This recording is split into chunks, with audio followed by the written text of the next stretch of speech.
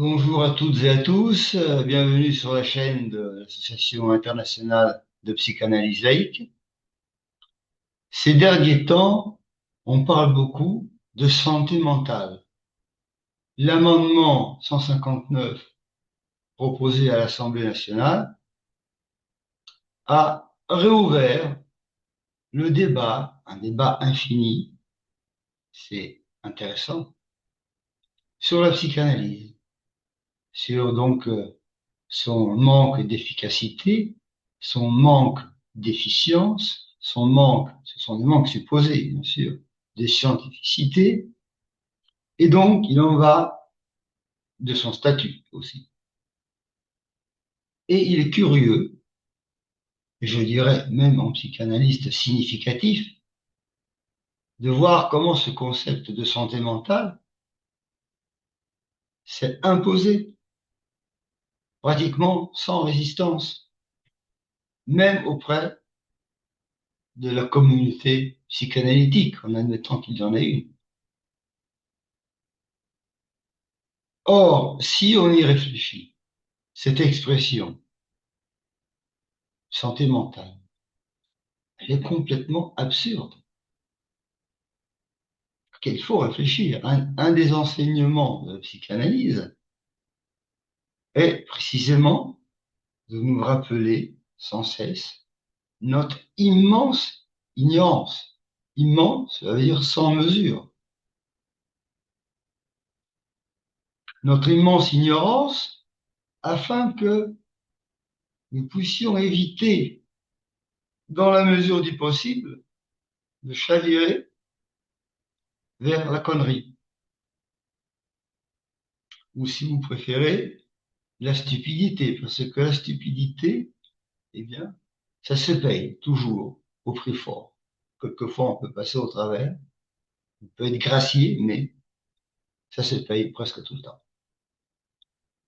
Donc, voilà, si on réfléchit, je disais, à cette expression, elle est complètement illogique. Le mental, et le mental, il est comme il est. Il faut le prendre comme il est. Par définition et par logique même, il ne saurait être ni sain ni malade. Parce que ça, c'est un point très important. Comprenons bien, la santé mentale se base sur son corollaire, c'est-à-dire la dite maladie mentale. S'il y a, autrement dit, une santé mentale, cela veut bien dire qu'il y a aussi une insanité mentale, c'est-à-dire une maladie mentale. Donc on retourne en arrière d'un siècle pratiquement.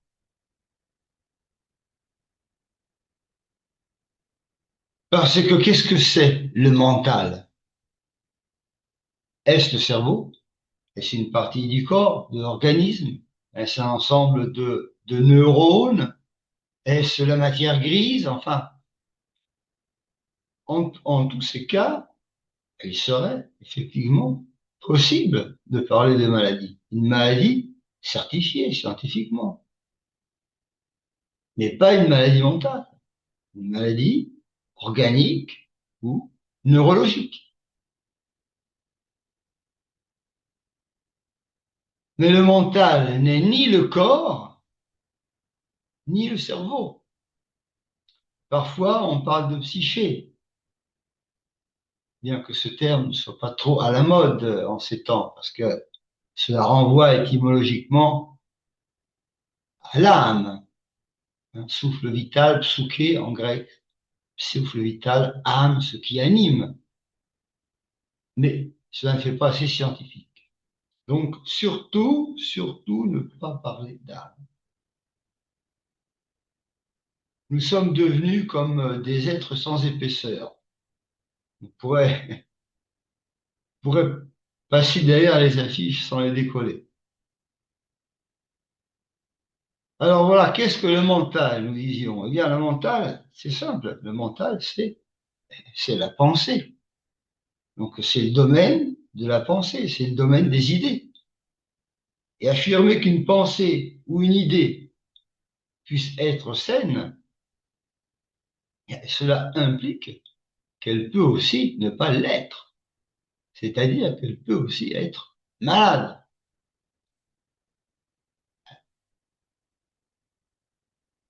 Et voilà pourquoi le concept de santé mentale a tant de succès. Ça passe beaucoup mieux que de parler directement de maladie mentale. C'est une manière de réaffirmer, je disais, on revient en arrière d'un siècle, de réaffirmer l'idée de maladie mentale, qui est la condition même pour le contrôle de la déviance et qui est la condition même de l'existence de la psychiatrie. Car sans ce concept, la psychiatrie croule complètement. Alors, affirmer qu'une pensée peut être malade ou saine est non seulement absurde, mais c'est très dangereux. Et alors, si c'est un point très important. Exemple, dans l'ex-Union soviétique, il arrivait de voir des intellectuels enfermés en psychiatrie car ils critiquaient le système. Or, étant donné que le système était parfait, ou du moins il était considéré comme le meilleur possible, donc il n'était pas critiquable pour une personne bien constituée, bien constituée. Donc, ils devaient nécessairement être malades mentaux, fous. Mais même plus proche de nous, aussi bien géographiquement que historiquement, pendant le covidisme aussi, des intellectuels très remarquables ont eu des problèmes avec la psychiatrie. Et toujours pour la même raison. C'est dans tous les cas, qu'est-ce qu'il arrive? Dans tous les cas, on confond la déviance avec la maladie. Vous savez, la déviance, le délire, on arrive à délirer pour essayer d'affirmer soi-même, dans certaines conditions. Le délire, délirare, cela veut dire sortir du sillon de la charrue. Et alors une pensée qui sort du sillon, évidemment, elle peut plaire, elle peut sembler originale, intéressante, mais elle peut aussi ne pas plaire. Elle peut être jugée bonne, mauvaise, moralement aussi.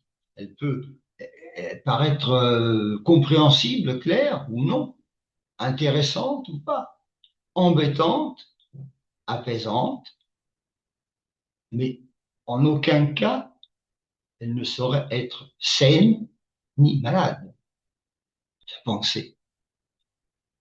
À moins, évidemment, d'employer ce terme de maladie comme avec une licence métaphorique.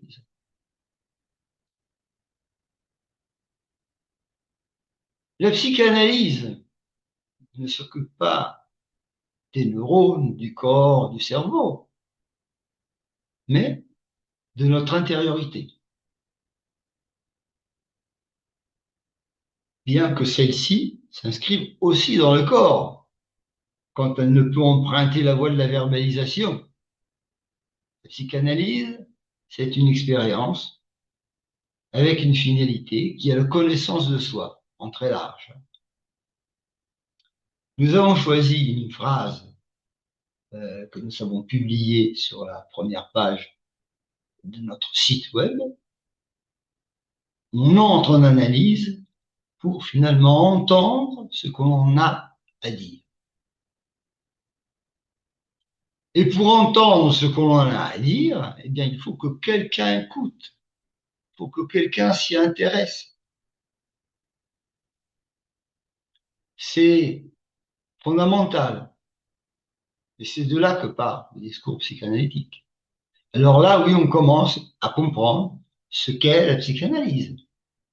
Mais surtout, on commence à comprendre ce qu'elle n'est pas. Et ce sera du reste le thème de notre prochain congrès en 2026 à Nice. Psychanalyse, ce qu'elle est, trois petits points, et ce qu'elle n'est pas. C'est très important. Alors, c'est bien simple. Euh, Tout ce qui saute l'écueil de la parole, donc de l'inconscient, ben, n'est pas psychanalyse. Et la psychanalyse n'adhère pas aux critères sanitaires. Ce n'est pas une approche sanitaire. Et ça, pourtant, c'est ce qui fait son intérêt et c'est ce qui la distingue des autres approches. Et un psychanalyste devrait savoir cela. C'est, disons, l'ABC. À partir de là, on peut aussi comprendre qu'il soit difficile d'obtenir le remboursement ou une assurance maladie pour la psychanalyse. Parce que où est la maladie? Alors n'oublions pas quand même que l'âme, psyché, est directement liée au corps.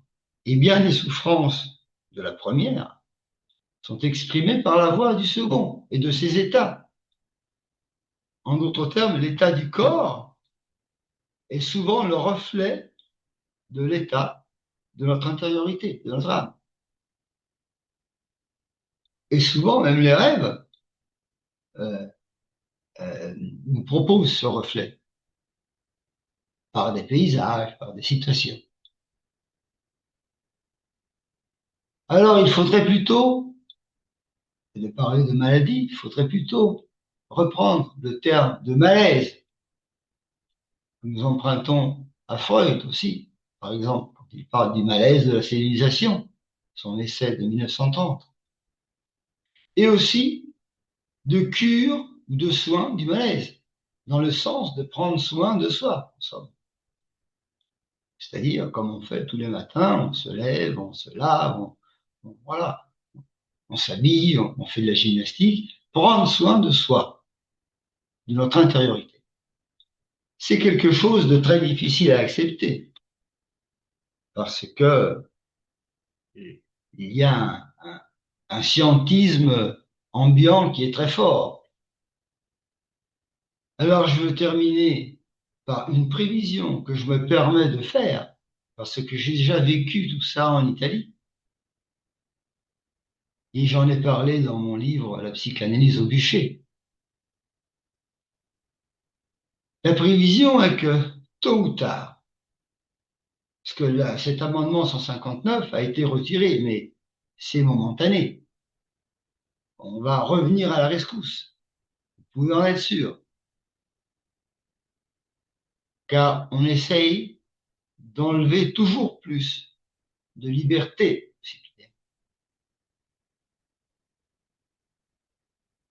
Et alors, ma prévision est que tout tard, la majeure partie des psychanalystes, pour travailler surtout, pour travailler, pour avoir des analysants, se soumettront aux critères sanitaires, aux protocoles, aux statistiques, aux évaluations quantitatives, aux chiffres, quoi. Et alors deviendront des psychothérapeutes analystes ou à orientation analytique. Alors, oxymoron. Le psychanalyste fera-t-il la fin du poète? Point d'interrogation. Je finirai avec ça. Et inscrivez-vous à notre chaîne. Surtout inscrivez-vous à l'AIPL, à l'Association internationale psychiatrique. Aidez-nous à faire entendre la voix E et X, les deux, de la psychanalyse dans cette époque, je dois dire, de grande confusion.